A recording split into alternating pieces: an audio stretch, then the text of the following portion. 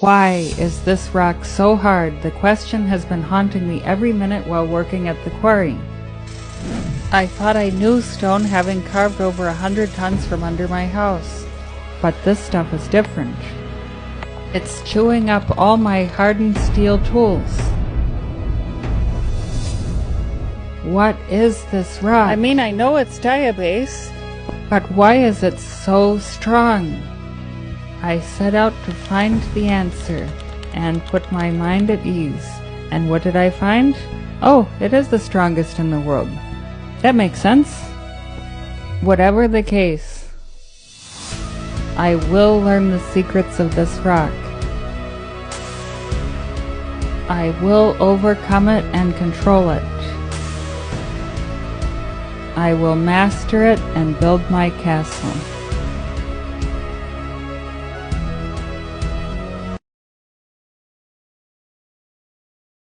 Hello guys, I hope you guys doing well. So this is the continuation of engineering section of my lectures. So today I am gonna talk about the mining engineer and how he or she will be competent and in the field. So here I have drawn the triangle. It's usually we do in project management, but I draw it here because I feel it necessary. So it's like a constraint. So for a mining engineer, this knowledge and skills are necessary. So in this triangle, the first one is geology. So for engineer to be competent and able to work in the field, he is a good engineer. So geology is must. A better understanding of geological knowledge and its understanding is necessary. So it's like a sedimentary rocks, metamorphic rocks, and igneous rocks. Studying geological map and making geological map and understanding the feature like fold, faults, and all tectonic plate movements.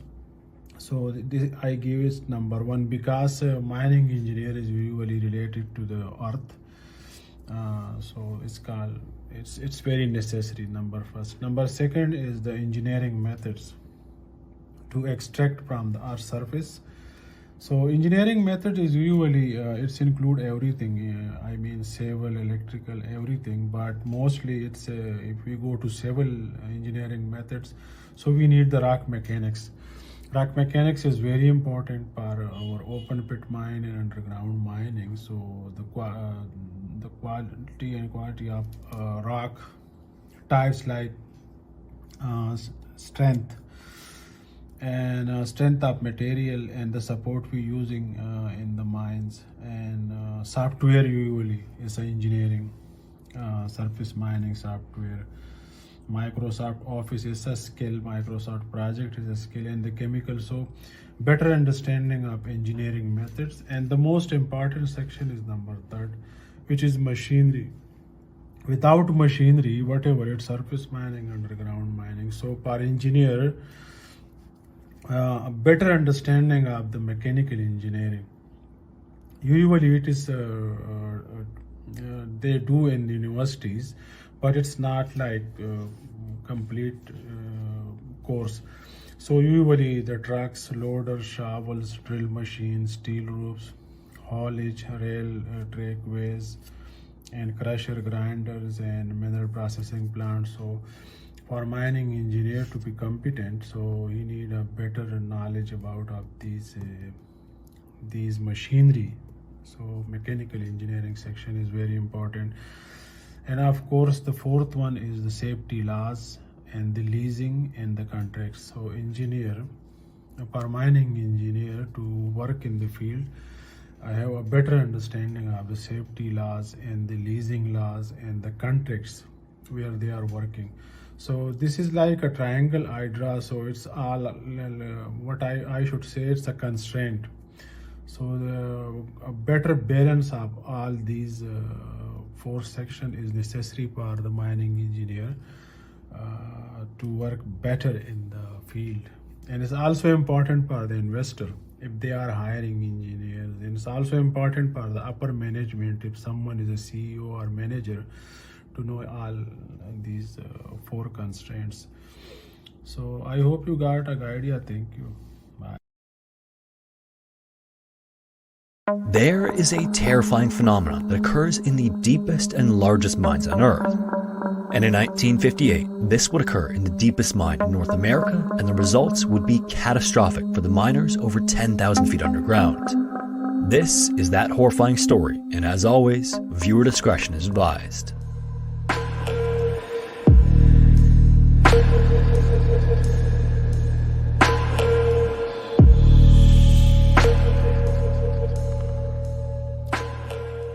Nova Scotia is one of Canada's 13 provinces and territories with a population of just more than 1 million in early 2024.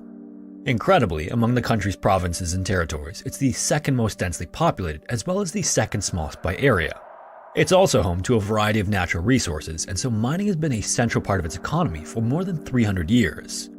Over that time, the province has exported more than 20 different mineral products all over the world, but beginning in the 18th century all the way through the better part of the 20th century, coal was king in Nova Scotia. It's estimated that around 400 million tons of it have been mined from more than 300 coal deposits since 1720. One of the most abundant of these mines in Nova Scotia's history is located in Spring Hill, which was a city of around 7,000 in the 1950s. Digging at these Spring Hill mines began in the 19th century and eventually became one of the deepest coal mines in North America, and also one of the deepest in the world with a depth of 4,260 feet or 1,300 meters. And during its heyday, the Spring Hill mine saw its share of success and a couple of horrific disasters. The first one was on February 21st, 1891, when an explosion occurred in the number 1 and number 2 collieries, which was caused by an accumulation of coal dust that was blown through both shafts by the ventilation system.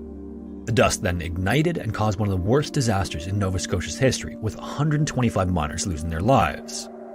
Then, 65 years later, another 39 miners were killed in November of 1956 when another blast occurred with circumstances oddly similar to the first explosion. A large quantity of fine coal dust was being carried toward the exit of the mine by a rail car, and on its journey it passed through a strong gust from the ventilation system.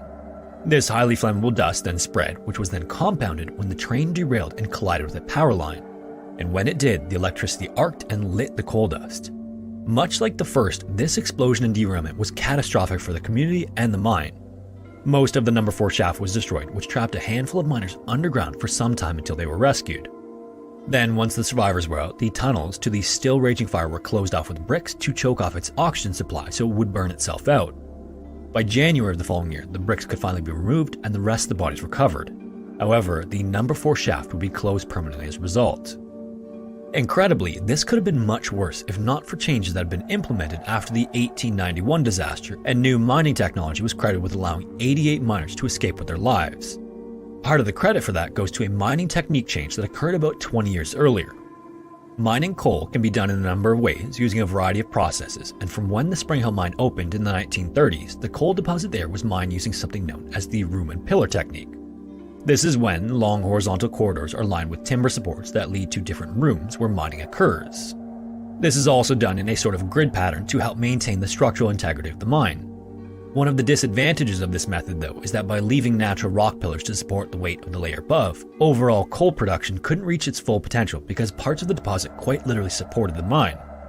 Additionally, if the pillars in the tunnels weren't installed correctly, it could cause collapses. So eventually, Spring Hill switched to something known as longwall mining. This is when miners go back and forth across the whole face of a deposit to remove everything as they move forward. As the coal is extracted, hydraulic supports temporarily hold up the roof, and as the miners continue on, the roof of the mine sections behind them is allowed to collapse in a controlled way. Surprisingly, although this sounds more dangerous, this is actually considered safer than room and pillar mining. In addition, the longwall technique would yield around 80% recovery rate compared to the 60% using room and pillar. However, even with a safer technique and even with the best preparation, sometimes things happen that are entirely out of your control. It was mid-afternoon on October 23, 1958, when 45-year-old Maurice Ruddick, Levi Miley, and 172 other second-shift Spring Hill miners showed up for work. As the crew went to their various work areas, Maurice's mind was elsewhere. Earlier that day, he brought his wife and their brand new baby home from the hospital, which was the couple's 12th child. With so many mouths to feed, Maurice couldn't afford to take much time off, so even though he would much rather be at home helping his wife, he had to keep mining to provide for his family.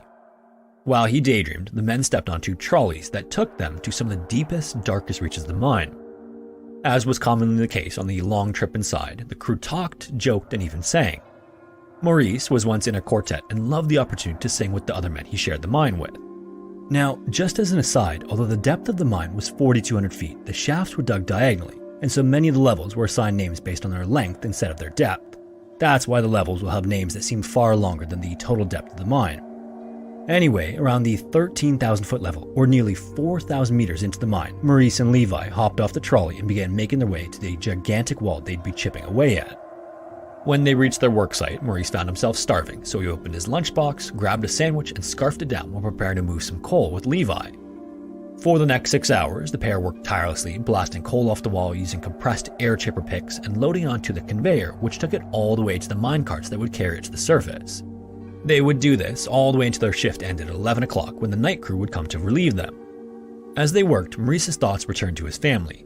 By the time he'd get home, the kids and his wife would be fast asleep, but that didn't mean he couldn't spend some time marveling at the family's new addition, and he was looking forward to that. Several hours later, at exactly 8:05 p.m., he was slammed back to his senses as the ground started to shake. This was a feeling miners and Spring Hill residents were all too familiar with.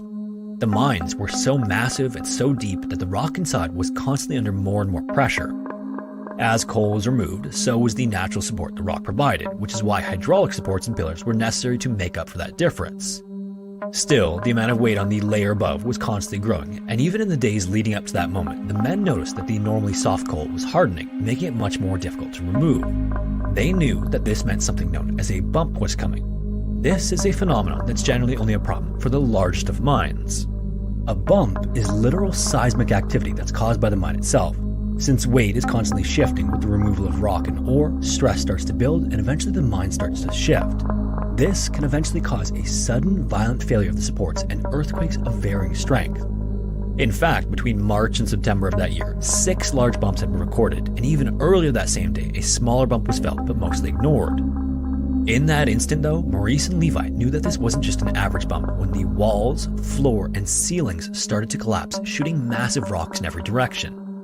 There were then 3 shockwaves that tore through the mine, closing exits with piles of heavy rock debris. Maurice had been standing near the top of the wall when it hit, and the sound was so deafening that it made him dizzy. Then, as quickly as it started, the bump came to an end as the noise from the shaking was replaced by the screams of men at nearly every level of the mine. As Maurice started to regain his wits, he found that he was buried up to his waist in coal. Then, turning his headlamp on, he could see nothing but coal dust all around him, knowing that if it ignited, he would burn to death. It wasn't until it all settled that he saw that the once tall tunnel was now only about 5 feet or 1.5 meters high. Maurice then began to check himself over because the situation was so disorienting that he wasn't even sure if he was hurt badly or not initially. Miraculously, other than a few small cuts and bruises, he was fine, and overall, considering the destruction around him, he was extremely lucky when many of his colleagues were not. After crawling out of the coal, Maurice came across another miner, a man named Percy Rector, whose arm had been squished between 2 large timber supports. Unfortunately, all the tools and equipment they had before the bump were now buried under the rubble, and there was no way to free him otherwise. So next, Maurice gathered up every aspirin the 7 men around him had on them and fed them to Percy. Then, once Percy's pain was addressed, Maurice looked around to size up their situation. The 7 men were now locked into an area around 50 feet or 15 meters long, 4 feet or just over a meter wide, and just high enough to stand up in. All of the exits were completely closed off otherwise. So, with nothing to do but wait, the miners lay down on the ground, uncertain of when or if they could be rescued. Almost as soon as the bump dissipated, Spring Hill citizens started arriving at the mine. Everyone who lived there at least knew someone who worked in the mines, but the vast majority of the town was made up of mining families. Many of them would even joke that if the Spring Hill mines weren't there, the city of 7,000 at the time would have a population of just 500 people. As mine officials started to assess the situation, they discovered that the phones to levels below 7,800 feet were completely knocked out. George Calder, the manager of the number 2 shaft, then immediately ordered the train cars off the tracks and for trolleys to begin bringing men out of the mine. The rescue effort was going to need a lot of men on foot too, but when the ground erupted less than an hour earlier, dangerous levels of carbon dioxide and carbon monoxide were released and flooded the mine. However, this didn't matter to George and many of the uninjured miners who were ready to get in there and rescue their fellow crewmen. With 20 volunteers, George told the rescue coordinator to summon the Dragermen before the group he was leading began down the slope of the number 2 shaft. The Dragermen were named for the company that manufactured their breathing equipment, and they were a specialized group of mine rescuers who were often responsible for clearing noxious gas from the tunnels. They carried 2 hours worth of air each, which gave them much more time in dangerous rescue situations. That first crew of rescuers led by George didn't have to go very far before the destruction inside the mine was clear though. Floors and ceilings at multiple levels had collapsed, creating obstructions for rescuers trying to get to the further reaches. In fact, most of the shift that night was working on levels at 13,000 feet and 13,800 feet. When George and his group reached the area where the majority of miners were supposed to be, they were greeted with a horrible sight. The levels were completely jammed up with debris, and getting beyond the rockfalls was going to be a challenge, especially with gases at 13,000 feet starting to affect the rescuers. It took the better part of the next 3 hours for them to create enough of an opening to burrow through, and when they made it, they found 13 miners trapped on the other side. By that time, only 36 of 174 miners had made it out of the crumbling labyrinth below ground, and rescuers could hear the cries and groans of men in other sections they couldn't reach yet. As the sun rose over Spring Hill the next morning, the count of survivors who made it out reached 81. Among them, 15 were injured enough to need medical attention, and many of those who had escaped were working on the 13,400-foot levels and the 13,800-foot levels, but a further 93 men were unaccounted for on the 13,000-foot level. As the picture of the disaster became more and more clear, another terrifying discovery was made. Those who weren't working inside galleries or who hadn't been able to take appropriate shelter had been completely crushed between the floors, ceilings, and walls that gave way during the bump. And rescuers began to find pieces everywhere as they continued. The number of those still lost was uncertain, but it was clear that the toll would be considerable.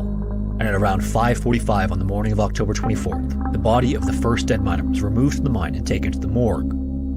Outside the mine, the crowd had grown to include nearly all of Spring Hill, and they were joined by reporters from media outlets all over.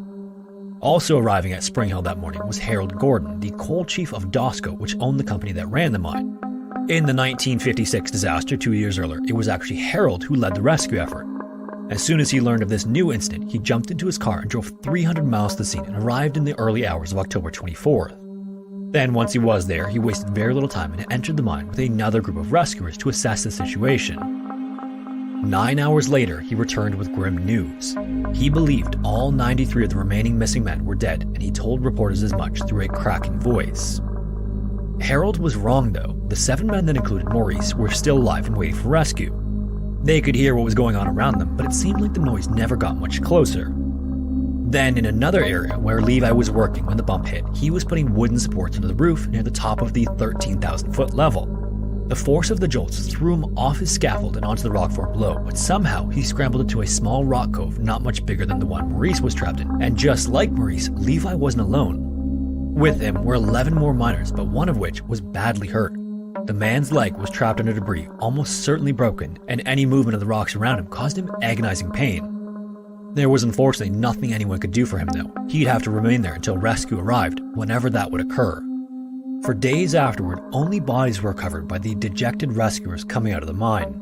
And for those who were still alive and trapped below, the longer they were held captive, the more starvation and dehydration became a concern.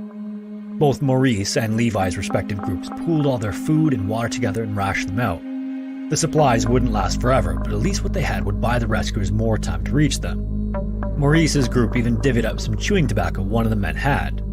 And while none of the trapped miners had much, they had hope that was kept alive by the constant sound of rescuers feverishly working to reach them. Each of the mine's levels also had a series of pipes running through, which Maurice's group pounded on in an effort to let the others know they were still alive, but even after days of this, they never received a response.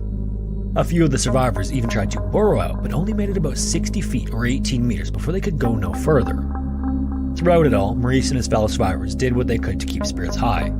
Monday, October 27th, was the 29th birthday of one of the men trapped with Maurice, so they took a sandwich and divided it up among each of them before singing happy birthday. But then, tragically, the next day, Percy succumbed to his devastating arm injury. For days before he passed, he begged the others to remove the arm, but no one had a knife. By that point as well, they were living in complete darkness. All the headlamps had died, and not long after, they ran out of food and water. In an attempt to stave off hunger, some of them even tried eating the dried bark off some of the timber, but this proved to be inedible when it quickly came back up. And 6 days after the bump, the high hopes of rescue had dwindled both inside and outside the mine.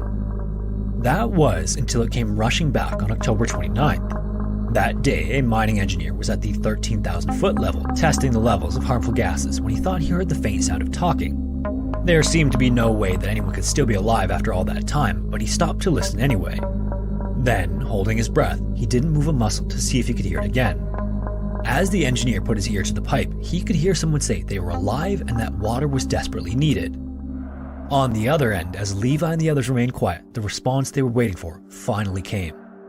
While rescuers concentrated on removing 60 feet of rock that stood between them and the trapped miners, they were able to use the pipe to send supplies through to them. This immediately lifted the spirits of the men inside. They may still have been trapped and sitting in complete darkness, but their ordeal was coming to an end, and they would enjoy their last few hours in the mine with hot soup, coffee, and cold water. Finally, after nearly 12 hours of continuous work, the last bit of rock was removed from a tunnel rescuers had created, and the men on both sides finally met in celebration and relief. News of the rescue then spread around the community quickly, and the crowd started to gather again to greet the newly found survivors when they finally exited the mine.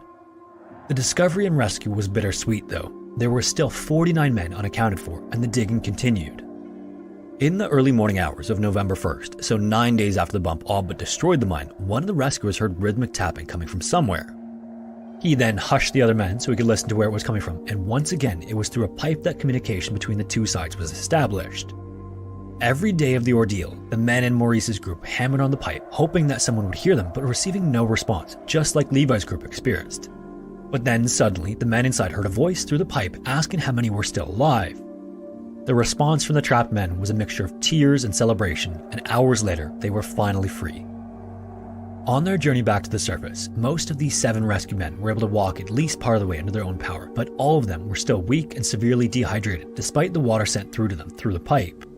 When they reached the surface around 9 o'clock that morning, they were greeted with cheers from the gathered crowd before being brought to the hospital. All things considered, they were in surprisingly good shape, although each of them had lost about 10 pounds or more. The 6 men who were trapped with Maurice also credited him with keeping spirits high and preventing the group from giving up hope.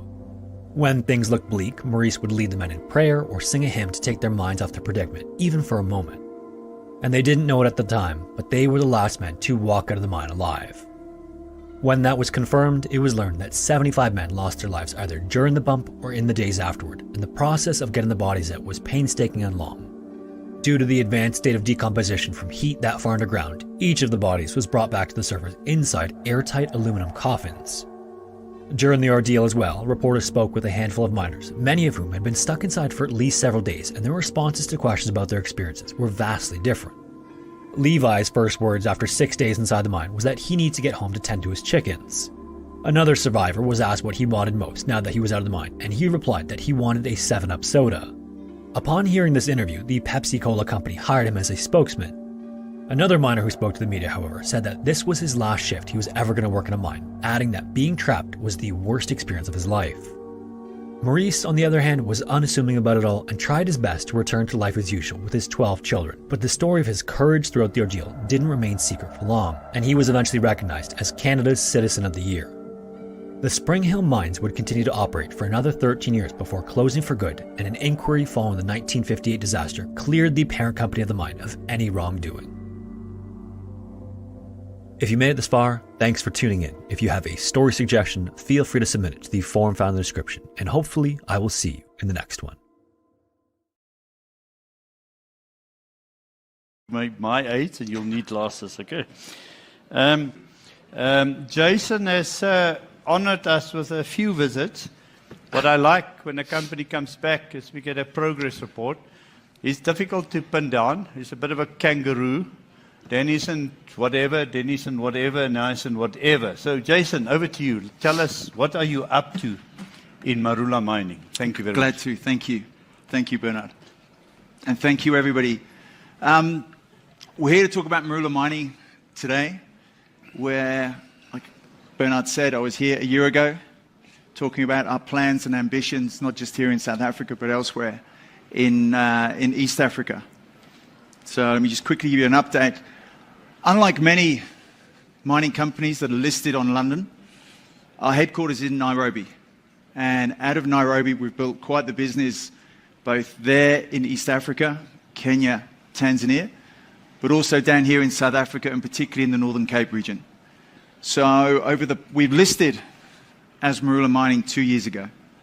And in the space of 2 years, we've grown our business quite considerably. We now have a operating mine up in the Northern Cape, the Blesberg mine, producing spodumene ore, tantalum, feldspar. We will be looking to commence production of additional tantalum, tungsten up there in the Northern Cape over the second half of this year. And we're looking at some cobalt and associated mineralization here in South Africa, in Limpopo. And a few other things here, which you'll certainly hear about in the coming weeks and months from us. Up in East Africa, just this week, we've started production at our manganese mine. So perhaps we should talk. Bernard? You seem to be able to tap in some good funding here. So yes, we've just started production from our manganese mine up there. Across the border in Tanzania, we have a copper mine, which will start production in the second half of this year. And we have some incredibly good graphite projects in Tanzania, near Moshi, near Mount Kilimanjaro, where again in the second half of this year we'll be starting our initial production. So as you can probably guess from that, we are not that true exploration company. We're looking for an accelerated production profile, developing mines, typically brownfield, or ones where the local partners have stumbled when it comes to raising capital, or don't have the necessary skills, access to the capital markets, which we can bring in out of Europe and out of here as well. Look, I think I've touched on this. Look, I've worked in Africa now for literally all of my career. I came as a young mining engineer out of the UK, working out here at the Kinross gold mine. And that was my first experience. And since then, been working throughout Southern, East, and Central Africa. So our focus is basically building on my experience, an opportunity to identify projects where we can actually get them into production. And that's the key thing. You know, I've seen and I've experienced both as a banker, fund manager on the mining side, far too much funds being squandered and not actually going into the ground to actually accelerate those projects through to production. And that's where I believe the greatest value is to be had. It's actually producing, generating a cash flow, and actually working in amongst the communities, your stakeholders, and delivering for your shareholders. One of our partners here in South Africa is Q Global Commodities, headed up by Quinton van der Berg. Many of you will probably know him from his coal mining focus here. Over the past 2 years, he's actually diversified away from coal, and his first investment into a listed company was with us. His first board position on a listed entity was with us. And on the back of that, he's advanced funding, both directly and then through Dubai-based funds, to basically allow us to deliver on our projects. So for a lot of junior companies where they're always looking across their shoulder to find out where that next tranche of funding is going, or gearing their programs to be able to secure funding, grab that attention from investors, you know, we've been able to avoid that. We've been able to go in a straight line, whereas many juniors kind of circle a few times, go backwards and forwards, and have to deal, I guess, with a lot of the brokers, fund managers, even investment banks. And as an investment banker in my junior years, that's a horrible thing to have to do. Okay, one of the things we're very committed to is Africa. Hence our office there in Nairobi, hence our office in the Northern Cape. We're listed here. Sorry, Patricia. We actually went onto the A2X market, but we are working with Patricia to get a JSE listing. We are going to be listing on the Nairobi Securities Exchange. We will be that first listing there in a number of years, first dual listing. And I actually believe we are the first metals mining company to be listed on there. So that's going to open up a lot of opportunities in East Africa, which I think is going to have a major impact, certainly in the region when it comes to funding a number of these projects. So we're listed there. This is where our business is built upon. And I think that's one of the advantages which has allowed us to really take forward all our projects towards development over the past 2 years. We'll talk about Blesberg up in the Northern Cape. For those that have been up there in the Northern Cape, it's an amazing place. Drive past Springbok, heading towards the Namibian border. We're just there on the left-hand side. Okay, we've been there now since, 18 months. Some historical work there from old-timers, basically extracting the tantalite, one of the biggest producers of tantalite ore in southern Africa, and one of the major mineralized pegmatite systems that you'll find up in that region. Extends across into Namibia, obviously, and Anthony can talk about some of his successes over there in Namibia afterwards. But look, we were very fortunate. There was about 250,000 tons of historic stockpiles from where they were mining the tantalite, and they were just throwing the spodumene across the side of the hill. So we've been able to go in there, assay that, and we've actually started processing that. And just later this month, we'll be doing our first sales out of there under a long-term offtake agreement. Very high grade, very extensive, and we've done a lot of work there over the past year, proving that up, investing heavily both in processing equipment, mobile mining equipment, and in our exploration, which, like I say, has given us an opportunity to really push ahead here. These are the stockpiles just being reprocessed. We started that earlier in 2023, and we've actually taken up there. I see we've got TOMRA, Rados, both here. We're using TOMRA and Rados equipment to basically dry sort that. I believe we're one of the first large-scale commercial mining operations to achieve that. And like I say, the first sales of this spodumene running at about 5.5% to 6% Li2O, so very high-grade material. We actually have the byproduct feldspar, tantalite as well, which we're selling, which more than offsets all our operating costs there. So very high margin, very profitable business, which we'll use as the base to grow up there in the Northern Cape. The expansion now into the open pit operation, the more conventional open pit, moving away from the stockpile reprocessing. We weren't doing this time last year, Bernard. We are now. So the drilling and blasting is to commence later this quarter as we move into that more conventional style mining up there.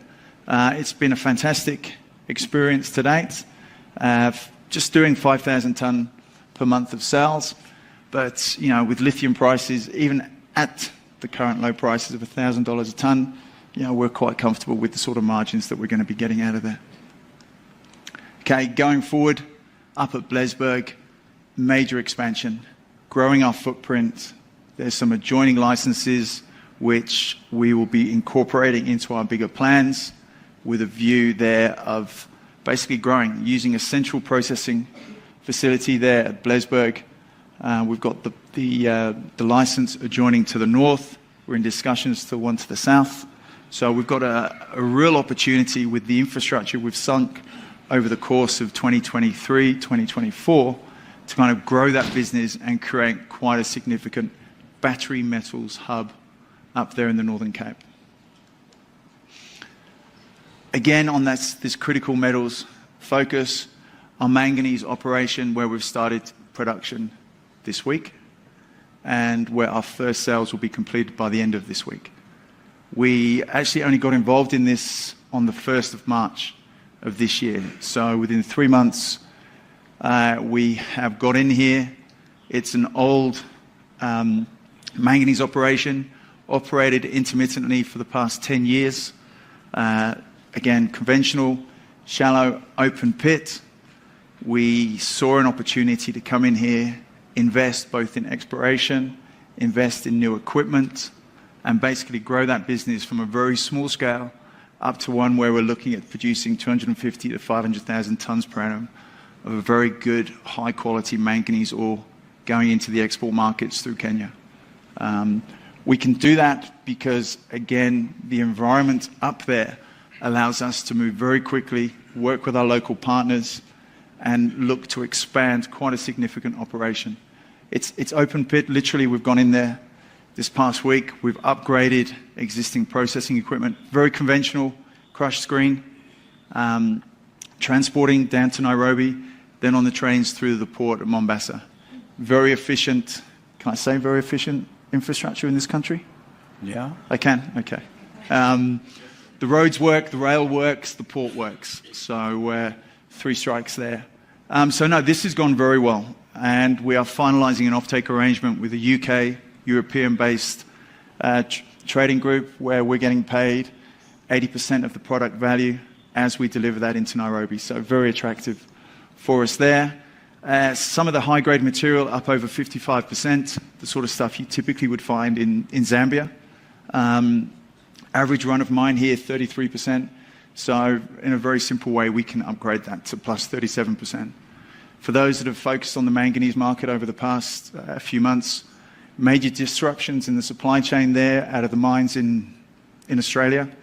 You've had about between 10 and 13% of global production basically taken out of the supply equation for the next 12 months or so.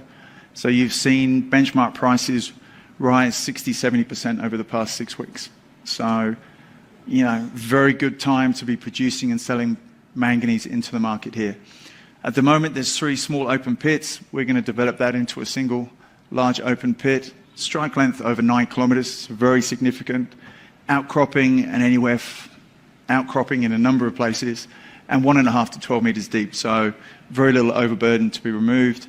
Good infrastructure and offtake arrangements to be signed later this week. Okay. First sales before the end of this month, and we've secured new logistics, transportation contracts in place.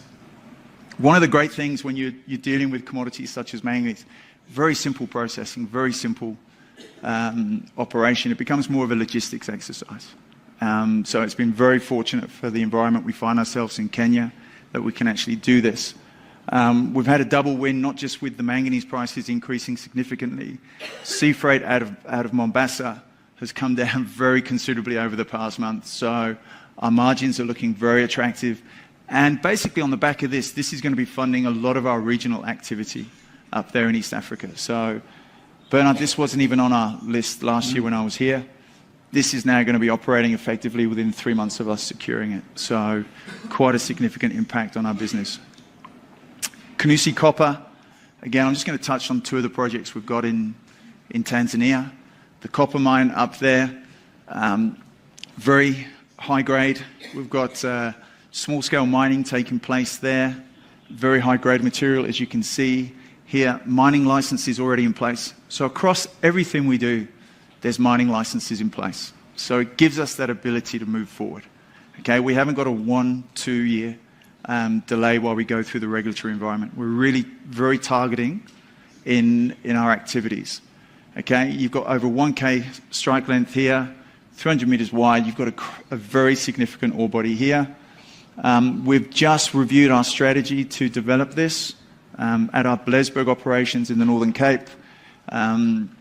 We were able to secure the services of somebody that was very involved with Copper 360, and we've got them involved primarily to look and assist us with our development strategy here.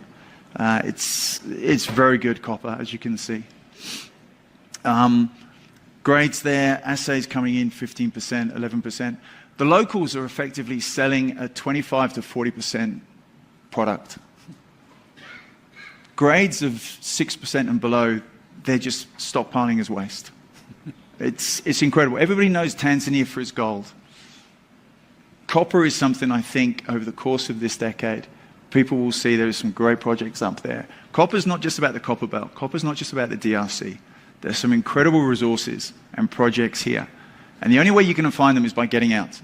We drove, I think it was 9 hours from Nairobi to go and have a look at this. And I think 7 hours into that trip, I've got some of my colleagues here, 7 hours into that trip, I was at my limit. And we were about to turn around. And then we turned the corner and we saw this. We saw the small open pits. It's one of those car trips which I'm really glad we were able to finish. But here, this is going to be developed in the second half of this year. Process plant will be coming up July, and we'll get that first product out in the last quarter of this year. Okay, again, a great little asset and something which we're expanding. We've got 10 granted mining licenses there. That'll be expanding to at least double that over the course of the next month. Lastly, but certainly not least, is our graphite projects. Located near Moshi, which is Mount Kilimanjaro. We started off here a year ago, and we had 10 granted mining licenses. We now have 35. Our initial phase of work really identified some incredible opportunities here. Large jumbo flakes, and I know we've got the guys from Walkabout here doing some amazing work up in Tanzania. Tanzania is going to become, one of the significant producers of graphite in the world. Some incredible projects there. What we found here at Moshi, again, significant surface mineralization extending for over 3 kilometers. You've got local miners, local cooperatives mining this, packaging it in sea containers and selling it without any processing and receiving over $1,000 a ton. This is the quality of that mineralization. You put in place a proper processing plant here, your value on that is going to go up several-fold. So it's something that we're certainly looking at, and we'll get into production again before the end of this year. Okay, again, you can see some of the flakes, you can see some of this there. Our resource work on both the copper and here on the graphite is going to be completed before the end of September. That will allow us to really focus our attentions here. Okay, as you can see, very extensive. This is some of the work. Okay, your typical grades. Ooh, did we do something there? It's not some very good grades here, but this is very typical of what you're finding up in Tanzania.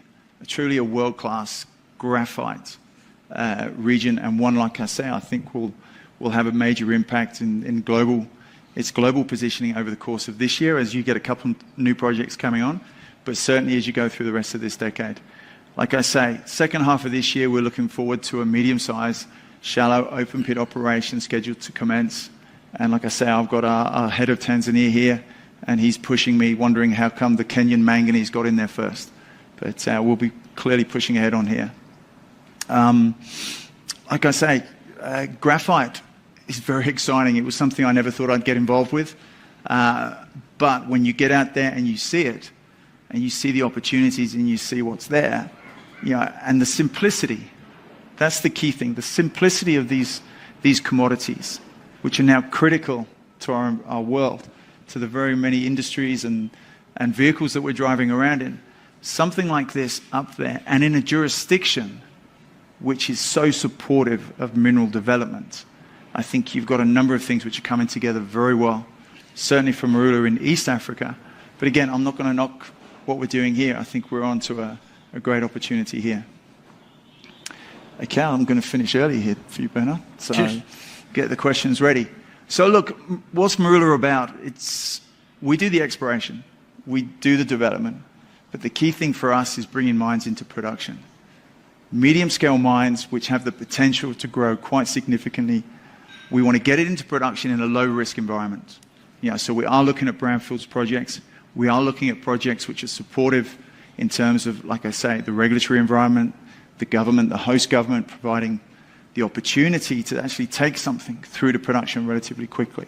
So we will use our cash flows. The cash flows which we're going to be generating, first sales out of the manganese this month, we're putting that straight into grow our business into Kenya, but also to assist and accelerate what we're doing into Tanzania. So we're very excited about that. South Africa is something we're going to grow our business on, Bernard. I was hoping to better announce this morning 1 acquisition, possibly 2. We'll have to wait. I think we'll announce 1 before the end of this week and another 1 next week. So we're actively looking here at growing the business. We think there's tremendous opportunities in that battery and critical metals space. And sometimes I think South Africans, you've got to go and look elsewhere around the world and just see just how good you've got it here. You still have a first world mining infrastructure. You may bemoan it time and time again, but compared to other places, it's actually not that bad.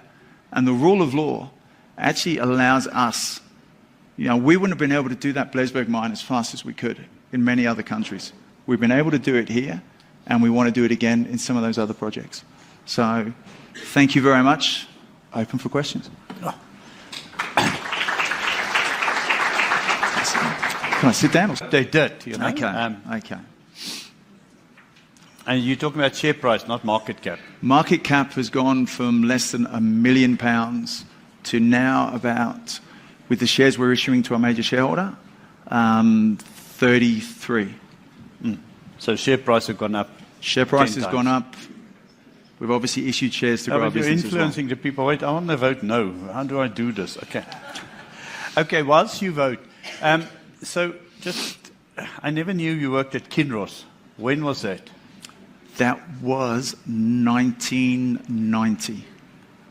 Flip. Okay. I played rugby for them as well. Yeah, I didn't play rugby for them, but I was also there. But that would have been 1998. but I was much older than you. Obviously, I still am much You're older. still older than me. Okay. Yeah. And with that came wisdom, clearly. And I mean, so I thought you were the Peter Pan of South African mining. I don't know what Peter Pan did. Is he a criminal? So, Jason, if I had to summarize, you move fast, you get quickly to cash flow, you've got high grades. You don't talk about size of ore bodies. I'm missing it. But doesn't it matter? A lot of your tenement seems to be 7 years, etc., etc. That's not the conventional story is 20-year life. You have to look at the NPV. You play a cash generation, quick to cash flow game, or am I? No, it's a quick to cash flow game. But what it is as well, when we get involved with these licenses, it's an initial 7 years, such as in Tanzania. The ability to then renew, not once, but twice. So the 7 years is not a drop dead date, it's a certainly starting term. absolutely. You spoke, I think you said you like to partner with locals, especially perhaps if they stumbled. But talk to us about South Africa and partnership. How do you see that play out? Are you one of Musa's customers? Are you talking to, just give us a South African context to the partnership model that you pursue. We've worked at the community levels. We've certainly up at Blesberg. We've established and we've worked with them to establish the community trusts. We've worked with them to get them involved, not just as shareholders in that entity, but actually as service providers there. It's not just about having that interest. You've got to be involved actively on a day-to-day basis. So working with partners, it's not just about having them as a shareholder. It's about getting them actively involved in doing something within the business. Not just sitting around the board table, but actually there providing, we were looking at it from, one of the contractors to do the crushing, to do the screening. Actually get them involved so they're growing a business. I want to put specific questions to you quickly from Tawfiq. Are there considerations for lithium beneficiation, i.e. production of lithium carbonate and direct extraction from the mica? We announced that about 6 months ago. So we're working with some of our processing consultants now with a view of building a carbonate plant up there. We have the funding already secured through one of the related funds through Quinton. So that investment will be coming committed at the end of July. So in the second half of this year, that's our focus. A lot of the value is sitting there in the fines. You've got a lot of the beryl, you've got a lot of the tantalite there, the lithium in particular. There's no value in selling a 6% concentrate. Let's be honest, you're transporting more waste than you are product. So you've got to do that. You've got to do that. We're in discussions as well with one of the energy companies about building a regional solar station up there. One of the other companies I'm involved in is a uranium company called Neo Energy Metals, about 30 k's down the road at the old Hencrease uranium project, an old Anglo project. So we're looking at a central solar power station there, which could be available to fund both operations. So there's a comment, it's from Anonymous, and I think it may be a question. No mineral resources / reserve or DFS studies. We've got the Competent Persons Resource Report coming out on Blesberg in the middle of June. We have the resource work coming out on Canusi, which is the copper. That'll be coming out in September. We've already got the rough numbers. You look at Blesberg, the amount of work which has been done there historically. That Numis 1 pegmatite is already, 8 to 10 million tons. But of course you could do it this way around because you were adequately funded to get started and you get to cash flow. And most juniors have to come out and do that phased approach. Get a pre-feas, get a scoping study, get a feasibility study, because they need to get funding on the back of that. Very early on, so in November of 2022, we secured all the necessary funding to push these projects forward. Available to us in various tranches when we deliver on milestones. So we're not, like I said, we're not like many other juniors where you're looking over your shoulders or you're thinking, okay, God forbid, I need to drill a director's hole over there. No, you can just go in a straight line. So you're doing it from I guess, the technical way it should be done. You know, like a lot of the major mining houses here used to do it. You know, they had the funding behind them, so they could go in a straight line. A lot of juniors, you've seen it. You know, they're either treading water half the time, they're waiting for the markets to turn, you know, or they've got to go out there and give up so much value to get to that next phase of work. For us, again, we're doing all the study work. Don't get me wrong, the amount of due diligence work which we've done with Quinton's teams, with funds out of the Middle East, we've done that work. But again, we're not having to put it out there from a perspective of getting some highlights to then attract some brokers to get the share price up 10, 20% and then secure a couple of $1 million worth of funding. But now you're not a geologist, you're a mining engineer. So what is it that you brought, what skill that you brought to this contribute? I'm an ex-mining engineer. These hands haven't got too dirty too often. Ex-investment banker with Investec and Rothschilds. Fund manager looking at it from the equity side of the balance sheet. And I've been on this junior corporate side now for the past 10 years. So you're covering all angles there. I mean, I've seen many geologists become managing directors and CEO that don't have that experience in the capital markets. And then they're beholden to the whims of brokers that can run rings around them. So, no, all I've brought is I guess an energy to basically, let's get these things going. We don't have to go through that traditional route of 3, 4, 5 years of doing all this study work. We can actually make it go quicker. And I think that's where you create much more value. Every time I listen to Jason, I think, thank God I'm too old. Because it's like this Energizer bunny that is just all over the place, and don't follow him on Twitter. You get tired from just seeing in which countries and what new ore body is starting. It's tiring me online, never mind. But the reason I like this conversation and having it here is there are so many models to enter mining. There's not only the BHP model or the this model or the that model. There's not only the conventional model. And there are different approaches. And I think this is, for better or worse, a very different approach and seemingly quite a successful approach. So that's why please come back next year. Another anonymous question. You guys are a bunch of wuzzers. I mean, you make me say these things. Do you prefer places that are sparsely populated? I mean, there are some advantages to where Blesberg is. I'm just saying Blesberg because from last year to this year you've improved. But I'm helping you with the... So Blesberg, there are some advantages to where it is. No? There are a lot of advantages. Yes. There's no question about it. Advantages of working in a region which has such a strong mining history, okay, which does still have great infrastructure, great geological endowment. Working in there, no, we're working in places in Tanzania, in Kenya, which are heavily populated. Are they? So the challenges you face, they're all unique, but and they come with different challenges. I mean, seriously, getting water up there at, how do you say that? Blesberg. That's okay, don't worry. What's that? Don't mock me. I can't speak English, No, you no, don't no, speak no. Afrikaans, it's fair. We had that South African cricketer, Labuschagne. Labuschagne, is that right? No, he wasn't Labuschagne when we kicked him When he out, left, okay. No, look, I think... When he wasn't good enough for us, he was Labuschagne. Okay. No, look, I actually enjoy working in those sort of places. They're amazing places to go and visit. And the impact that you can have in developing a mine there, on the communities, on being able to just move forward. You know, I've got nothing wrong with the communities, with greenies, as we used to call them many years ago, and so on. That's a process you go through. But if you can see a clear pathway, you know, you don't stop at too many obstacles. You can push your way through.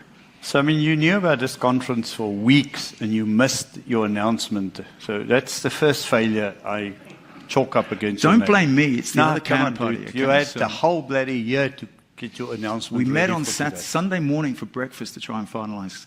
I was that driven by it. Ladies, gentlemen, as always, a very interesting update. Thank you very much. Thank you very much. See you next year. Thank you.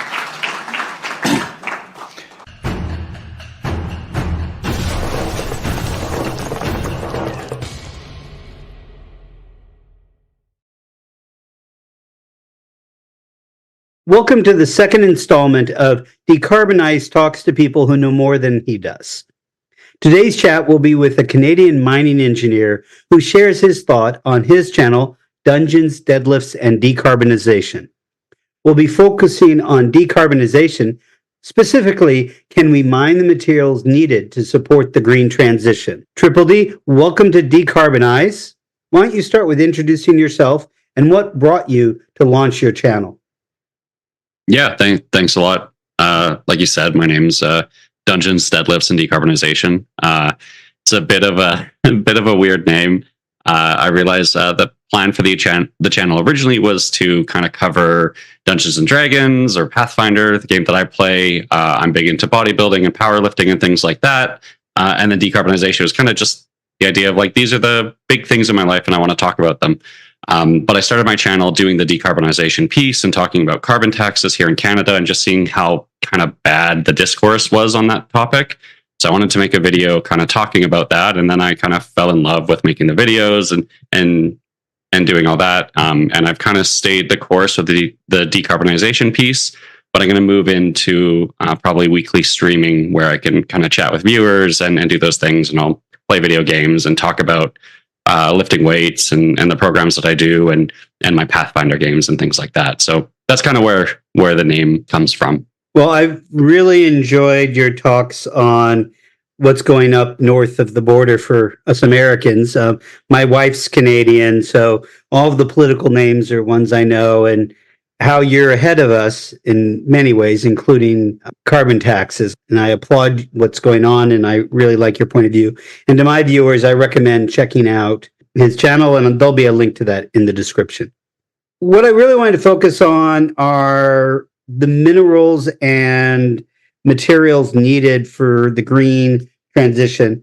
We hear a lot about lithium, and a lot of people are worried, oh, can we make enough lithium for all the batteries? And personally, I'm less worried about lithium than some of the other materials. In part, that's because as we've seen EV production already ramp up, especially in China, but the mining industry has kept up with the production industry. And we've seen lithium prices have actually dropped recently and have definitely not gone up high as you would expect if there was a supply constraint. And the second reason is that we see a lot of alternatives coming online with sodium batteries and iron air batteries. And there are just so many different options, especially for the utility scale grid connected batteries, that if lithium prices do get high, I think we'll just see some of the batteries moving from lithium to other chemistries. And I'm wondering if you share that point of view, or do you think, no, there really is a concern on lithium? I think it's maybe better to start a little bit more broad in our terminology. So the terms that we need to be considering are reserves, resources, and just kind of Earth's crust, like how much total metal is like in the Earth's crust. And so when we're talking about reserves, we're talking about the material that's economic right now to mine. And then resources are broadly just outside of that. They're kind of inferred resources. They might be interpolated through data, but we're like, we still have like a high degree of certainty. So usually you can bundle resources and reserves are the realistic amounts of like economic material right now. So given current prices, given the current case of things. But you can go way down that line where like economic copper is going to be between a grade or as low as a grade of like 0.3%, sometimes even as low as 0.2. But there's technically deposits that are like 0.007%. It's just a matter of like whether it's economically viable to actually mine that. So when we look at it from like the Earth's crust, we have enough minerals to decarbonize the planet without a doubt. Like it's not even a question. Whether it's economically viable is where we start to get into it, and then whether it's viable within the time frame of between now and 2025. And that's what's really important when we're looking at these concepts. So when we look at lithium, we're keeping up with production, but how much is the electric vehicle fleet right now? Yeah, it's leading current sales, but we have to think of this of how many vehicles do we have to replace? So right now, the number is about 1.4 billion vehicles, about 50% of which are like personal vehicles. And that is expected to approximately double by 2050. So not only do we have to replace all of the previously existing vehicles, but we also have to ramp up to that point. And so that's where we start to get into these like mineral demand questions, a significant change. So when we're looking at lithium or any of these minerals, it's not just right now, but it's like how many more times mining rate do we have to do? And something important about mining is it's like laced in regulations. There's a fair bit of NIMBYism when it comes to it. So we need to be really cognizant that it can take 10 to 15 years to even build a mine. So the decisions that we make today are going to affect whether we have that capacity later in the future, or if that capacity has to like upstep some regulations, which is not ideal. Well, everything you said is immensely reasonable and a good paradigm to look at it. So given all that, is lithium not just for 2025, but 2030, 2035? Let's assume that internal combustion engine personal vehicles disappear by 2035. Yeah. Not from the road, but from new sales. Yeah, which I think is the kind of ballpark we're talking about. And assuming that we don't get a new chemistry for transportation, but we do for grid connected. So we're not, we don't need the lithium for the grid connected batteries, but they might still be the best chemistry available for mobile uses. Can we meet that demand? In those cases, the IEA numbers are going to give you pretty good values. So they're probably stuff. I'll send you all the links. So whatever I say could be a little bit off because I don't have them up right now. But for things like lithium and graphite and cobalt and things like that, we're probably going to be looking in the order of like doubling to tripling on the high end for a lot of these minerals. But the IEA estimates are kind of in line with this. We're just kind of slowly replacing. Transmission and battery storage become almost negligible compared to electric vehicles. Electric vehicles by themselves is almost the entirety of the mineral demand, depending on the battery storage case that we're looking at. Assuming that we don't even need lithium ion batteries for battery storage, you're looking at like 90% of all the minerals we need are just to electrify our fleet. Well, that's really interesting. I was thinking, the solar panels need certain trace minerals, the motors or the generators in the wind turbines need rare earth, and we need a lot of copper for the transmission. You do, but it's just to a much lesser extent. And in terms of long line transmission, you can use aluminum in place of copper, and aluminum is so much more abundant in the crust in terms of like ramping up mineral production and scale. It's a lot easier. So anytime you can replace kind of copper or lithium or anything like that with concrete, steel, and aluminum, you're going to get really good returns because they make up so much of the crust and they already have huge capacities to actually account for these systems. One of the interesting assumptions you said that he made, and I understand why he made the assumption, but it's a really very conservative assumption, is that with today's technologies, I mean, we've already seen cobalt was an issue in lithium batteries, and now Tesla is building EV batteries without cobalt. As things become constrained, that's LFP, right? It's not NMC yet. I think NMC has gotten down to 1/9. The lithium ion still needs it. It's just the shorter range LFPs, I believe, are the ones that are without cobalt. My point really is just as things become constrained, we find ways to engineer around that constraint. It's like what you said about copper. Well, copper is a constraint. We'll go to aluminum. There are many cases, and not always, where we can make the replacements. Permanent batteries needing rare earth, neodymium. Hope I said that right. That's a hard thing to replace as far as I'm aware. And so we need the rare earths, and we don't have a good substitute for that. So yeah, exactly. And actually, rare earths, to be honest, aren't even that bad on the end of things. They're called rare earth metals, but they're actually relatively abundant. To be fair, they kind of are a bit of a catch-all for a number of different minerals, but they don't seem to be quite as strained when you look at the numbers. Things like natural graphite is going to be like the biggest constraint because it seems to be the only economic anode that we have. Obviously, there's some new tech coming with silicon anodes, which I don't know if you're aware, but like they're looking at charge times of 6 minutes. And so when you're talking about technology, yeah, that's kind of this weird place that we're in, is we can look at it from the mining perspective of like, okay, if we were to like snap our fingers right now and have this full throttle, we're building lithium ion storage batteries, we're building these cars, we're building all of the capacity that we need with the current technology, then it's a gigantic strain on the mining resources. But like you said, if we move to like sodium batteries, or if you have like a sodium battery with a silicon anode or a partial silicon anode and it can charge in 6 minutes, well, now even if it has only 100-kilometer range, who cares, because you can recharge it. It's still kind of obnoxious, but it's not nearly as obnoxious as like an electric vehicle right now. And then that gives you the benefit of like long distance haul trucking. Maybe you don't need as much of like an ammonia or hydrogen economy, because if you can charge really quickly, that seems to be the big constraint on long distance trucking.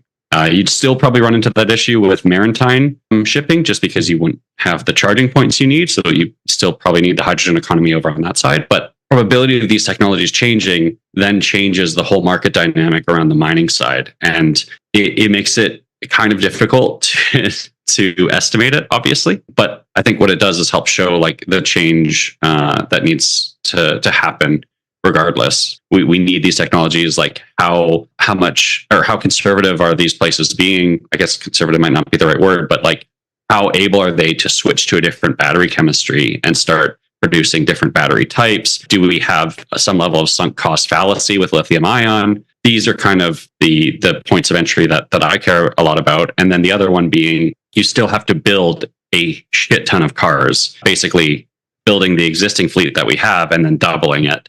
And like I said, that's where your mineral demand is. So it still puts a strain on copper. It still puts a strain on lithium and things like that, assuming that's still the route that we're going down. And so, you know, where do you get the biggest bang for your buck? One of the biggest bangs for your buck is like densifying cities and increasing public transportation and just decreasing the need to actually build that many vehicles. That's like another avenue that you can go down. But then there's the technological avenue, which is like a big X factor in the whole situation. A couple of years ago, my wife and I went from a 2-car family to a 1-car, 1 electric bike family. I have never been happier about it. It's like getting around town on an e-bike is so much nicer than getting around town in a car. We still like having a car for when we're going away for the weekend or we're doing a big shopping trip. Yeah, exactly. And I showed that in one of my videos where it was like, if you reduce your car use by 65%, you're getting like on a mixed grid, you're getting a similar result to buying a Tesla on a totally hydro grid.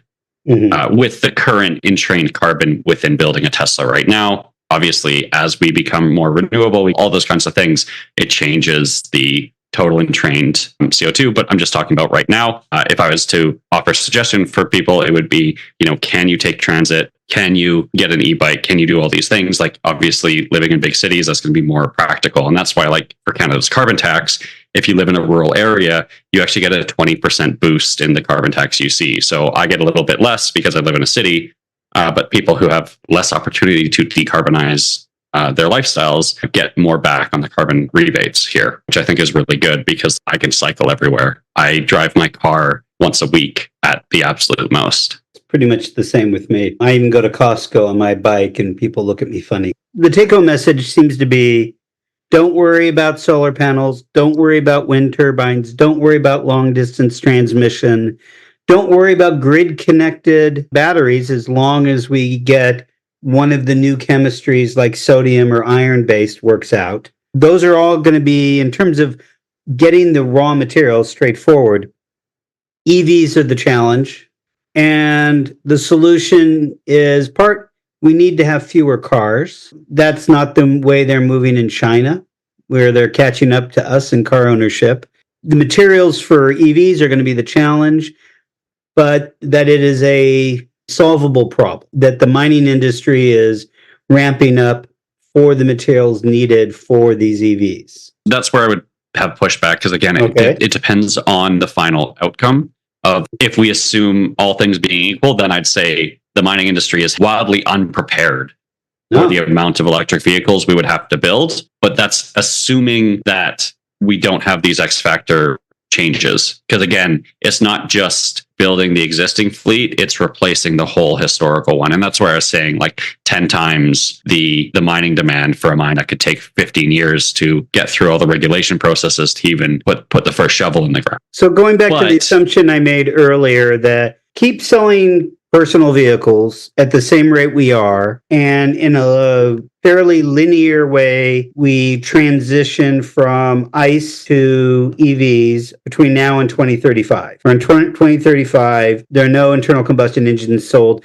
And then going from there forward, internal combustion engines are just replaced as they would naturally. That we're not doing an accelerated replacement. I guess, again, I'm just saying, if we were to replace all of our systems and meet the new demand by 2050, then that's going to substantially strain the mining industry. Mm-hmm. So, I guess, yeah, in terms of this assumption, I'm not sure if that's following like the IEA trajectory, which I think is wildly underestimating the numbers. Well, I mean, it is wildly underestimating the numbers. Like I said, a total rejig of our entire transportation fleet significantly strains mineral demands with current technology. I think that's the important aspect. But we've seen technological advancement go really quickly and change. And like I said, these silicon graphite anodes could really shake up that dynamic. As far as I know, they're not economic right now, but the American military is really excited to have fast charging, silent electric tanks. So, yes, so when we're thinking about these things, it's like, okay, the American government is investing in basically stealth tanks and things that can run on electric battery. Well, and also getting oil or diesel to forward operating bases is incredibly difficult. And it's a large chunk of the logistics is just diesel. So if they could put up panels, a portable wind turbine out at a forward operating base to charge up the vehicles, that's going to be a lot easier than the tanker trucks. And as far as I know, they're kind of doing like hybrid systems right now where it's like a twin engine. So you'll have the diesel backup, but then you run the electric motor as much as you want. Like, I mean, even in the mining industry, right? Electric engines have been used in shovels for decades now because you get more torque and those shovels need to dig through like tons and tons of rock, right? So we've already partly electrified like our mining fleets and things like that because there's a lot of really powerful benefits to electrifying systems outside of wanting it for the global scale. And I think the more times that we can sell decarbonization in other avenues that are mutually beneficial, kind of the better we'll do in selling it as an idea. Do you have a sense of what minerals are going to be the most constrained replace? I would say probably cobalt. It looks like cobalt probably eats through all of its reserves and resources. Copper probably eats through all of its reserves. Things like platinum and palladium, we talked about the hydrogen economy a little bit, will eat through a lot of that. But things like rare earth metals, we're looking at probably only like 1 or 2% of its reserves, but a pretty big increase in the rate at which it has to be mined. Things like that can change. Lithium, again, being something that's mined at like 130 kilotons per year right now, probably has to go up to 1,300 kilotons per year. So like a 10 times increase, which admittedly isn't the hardest thing in the world for lithium because lithium mining is done 2 different ways. It's either through something called spodumene, which is like a flotation-based system, or basically these salt flats where you just send it out and it evaporates from the sun. And then which is where lithium kind of gets a bit of a dirty rap. That can be scaled up pretty efficiently because it's not really dependent on infrastructure. Yeah. Doing it at high altitudes in the Andes, so it's not exactly. Nevada now has the largest lithium deposit that type, to my understanding. That's being mined actively, or are they just developing it? I don't know if it was just discovered, but I was seeing news articles about it very recently about Nevada now having the largest lithium deposit on the planet. We won't run out of lithium. We just have to build the plants to extract it. Exactly. A lot of this constraint is just simply like as much as I don't want to like get the mining processes like super quick and then sacrifice safety. It's like, okay, is there red tape that we can go through more quickly? Like NIMBYism is definitely an issue, right? I don't want to mine close to me. Like it's obviously not as bad as nuclear, where it's like, oh, like we're going to put a nuclear like waste facility 300 kilometers away from you and 2 miles underground. And, that person still complains and you can't do it, right? Like it's not quite to that extent, but it still suffers from a huge amount of NIMBYism. And so the faster you can get through some of these other processes, like do you have standard systems? Are there, can you like put committees together that are specifically designed around, okay, is this mine practical? Is it viable? Is it safe? Are they following all these protocols? All of these things, and really get all your ducks in a row to achieve the mining throughputs that you need. Canada being literally part of America's critical minerals plan. We're just like included. It's actually quite funny that we're essentially part of America when America thinks of these big problems. That does not surprise me at all. I want to really thank you for your time and your insights, and also for your channel. And again, I recommend everyone go take a look at it. There's some great stuff there. And I've definitely learned a lot, and I'm hoping we can do this again. Yeah, I'd love to. Maybe I'll be on the other end asking you questions. But I really appreciate it. And like you said, you can come check out my channel. And I definitely learned a lot from you as well. We've had some great offline conversations. I'm happy to have a few more online ones and get the information out there. But thanks, buddy. Okay, thank you.